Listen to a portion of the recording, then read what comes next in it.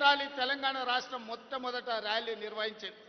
అదేవిధంగా యుద్ధం మొదలైన తర్వాత కేంద్ర ప్రభుత్వానికి నరేంద్ర మోడీకి అండగా నిలబడడానికి మొట్టమొదటి తిరంగా ర్యాలీ తీసి వేలాది మంది సైనికులను, పోలీసులను, ప్రభుత్వ ఉద్యోగస్తులను నక్లెస్ రోడ్డు మీద కదం తొక్కించి ప్రధానమంత్రి మీరు యుద్ధం చేయండి, మేము అండగా నిలబడతామని తెలంగాణ 4 కోట్ల ప్రజల తరఫున మనం తిరంగా ర్యాలీ తీసి అండగా నిలబడ్డాం.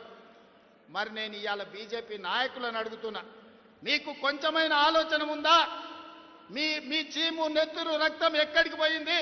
ఇవాళ పాకిస్తాన్ వాడు మన దేశంలో చొచ్చుకొచ్చి 26 మందిని పొట్టన పెట్టుకోవడమే కాదు, యుద్ధం నువ్వు ప్రకటిస్తే నీ యుద్ధంలో 36 మందిని కశ్మీర్లో మళ్ళీ పాకిస్తాన్ వాడే చంపితే మీరు మీ పార్టీ ఏం చేస్తున్నారు? గాడిద పళ్ళు దొమ్ముతున్నారా? నేను బీజేపీలను అడుగుతున్నా. ఇవాళ జరిగిన పరిణామాలు, ఈ దేశంలో బీజేపీ చేస్తున్న రాజకీయాలను ఈ దేశ ప్రజలు ఆలోచన చేయాలి. యుద్ధమన్నా, దేశ భద్రతన్నా రాజకీయాలకు అతీతమని మన నాయకుడు రాహుల్ గాంధీ గారు చెప్తే, యుద్ధమైనా, యుద్ధ నీతైనా, ఏదైనా మాకు రాజకీయమే, ఎన్నికల లబ్ధి అని ఈనాడు తిరంగా ర్యాలీ పేరు మీద నరేంద్ర మోడీ గారు బయలుదేరి కాంగ్రెస్ పార్టీని, రాహుల్ గాంధీ గారిని విమర్శిస్తున్నాడు. ఇది ఎక్కడి నీతి అని నేను బీజేపీ నాయకులను అడుగుతున్నా. ఇవాళ కాంగ్రెస్ను ఎందుకు విమర్శిస్తున్నారు? 67లో చైనాను ఓడించినందుకు విమర్శిస్తురా? 71లో పాకిస్తాన్ని 2 ముక్కలు చేసినందుకు ఓడిస్తురా?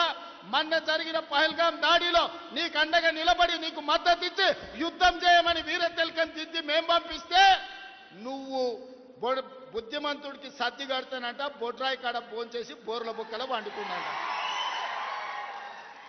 మేము నరేంద్ర మోడీ గారికి వీర తిలకం దిద్ది యుద్ధం చేయాలి అంటే నేను యుద్ధం విరమించుకున్నా అని చెప్పి ఈరోజు మోడీ గారు ట్రంప్ బెదిరిస్తే యుద్ధాన్ని ఆపేసి ఇవాళ బీజేపీ వాళ్ళకు ఏం చూసి తిరంగా ర్యాలీ చేస్తున్నారే? ఎవరి కోసం తిరంగా ర్యాలీ చేస్తున్నారు? యుద్ధంలో చచ్చిపోయిన సైనికుల గురించి ఒక్కసారి ఆలోచన చేసిండ్రా?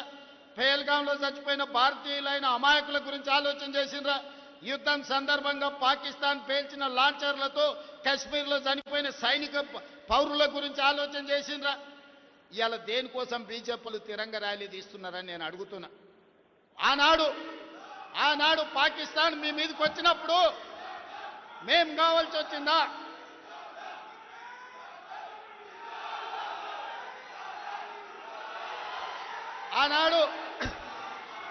ఆనాడు పాకిస్తాన్ ఉగ్రవాదులు ఈ దేశంలో అమాయకులను చంపినప్పుడు అఖిల పక్షం కావాల్సి వచ్చింది.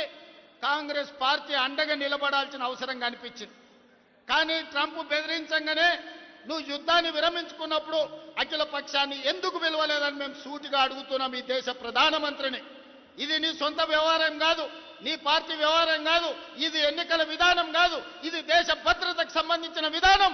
దేశ భద్రత విషయంలో యుద్ధం చేయాల్సిన సమయంలో యుద్ధం విరమించడం ద్వారా 140 కోట్ల భారతీయుల యొక్క ఆత్మ గౌరవాన్ని ట్రంప్ దగ్గర తాకట్టు పెట్టొచ్చి ఇవాళ గొప్పల కోసం ఉపన్యాసాలు బీజేపీ వాళ్ళు ఇస్తున్నారు తప్ప ఈ దేశ భద్రత పట్ల వాళ్ళకు పట్టింపు లేదు.